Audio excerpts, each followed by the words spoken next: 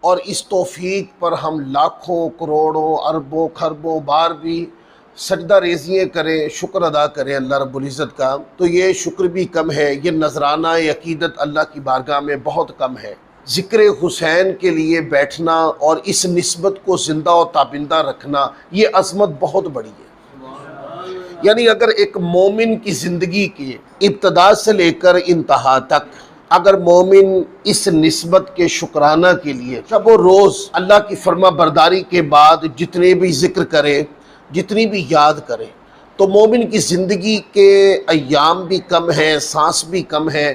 اس نسبت کا نہ تو شکر ادا ہو سکتا ہے، نہ اس نسبت کا ہم حق ہی ادا کر سکتے ہیں۔ پتہ ہے کہ ہماری زندگی کے ایام کم ہیں، ہمارے سانس تھوڑے ہیں، اس نسبت کا فیضان زیادہ ہے، تو پھر ایک مومن کو زندگی کیسے بسر کرنی چاہیے؟ پھر ایک مومن کو ایسے زندگی بسر کرنی چاہیے کہ میں اٹھتے بیٹھتے بھی حسینی ہوں، میں سونے لگوں حسینی ہوں، جب میں اگلے دن دوبارہ اٹھوں تو اس یاد کے ساتھ کہ پھر میں حسینی ہوں۔